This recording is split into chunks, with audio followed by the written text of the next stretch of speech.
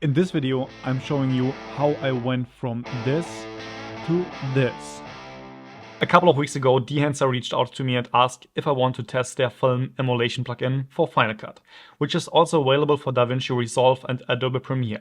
And as I was already planning my recent video Dreams, which I've already published a couple of days ago, and announced that I want to become a content creator and YouTuber in New York City, I thought that this could be the perfect timing to test the plugin and also trying to get an old analog film look. So in this video, I want to give you a brief overview of the plugin and also to show you the settings I have used. So this is how Dehancer appears within Final Cut. The first thing we have here, camera profile. Here you can choose the camera you have used and Dehancer will then interpret your log and raw clips and convert it. Input corrections. Input corrections are meant to quickly compensate for obvious technical issues of your footage material like exposure, temperature or tint. Film profile. The film profiles are the heart and soul of Dehancer and here you can simply create your desired look. Next we have film developer. It allows you to make your own development recipe depending on the source material, shooting conditions and creative tasks. Film compression.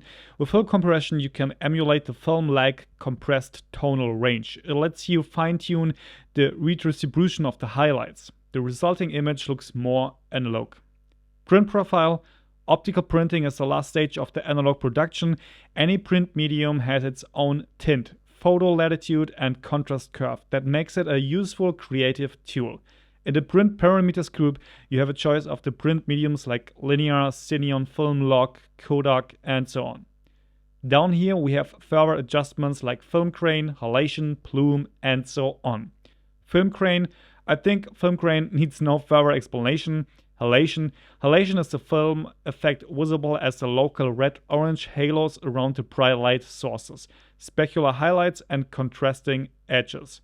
Also, halation may produce a well-pronounced red glare in the midtones, mostly affecting the skin tones.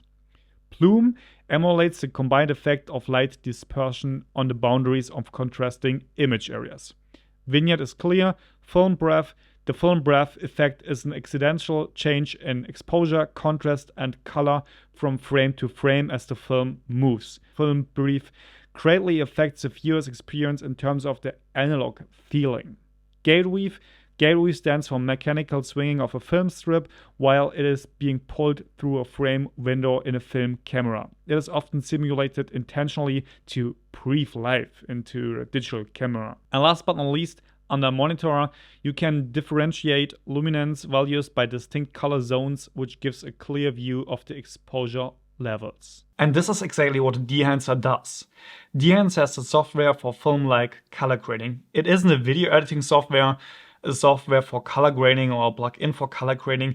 It really is a plugin, a tool to emulate film look. And that's already it for this video. I hope you got a good idea of what Dehancer is, how it appears in Final Cut, and what it actually is capable of. In my opinion, it's definitely a great tool to emulate this analog film look, but you should keep this price tag in mind. And it's definitely not something for corporate filmmaking stuff and interviews, but if you're more like into analog, photography, filmmaking, you should definitely give it a try.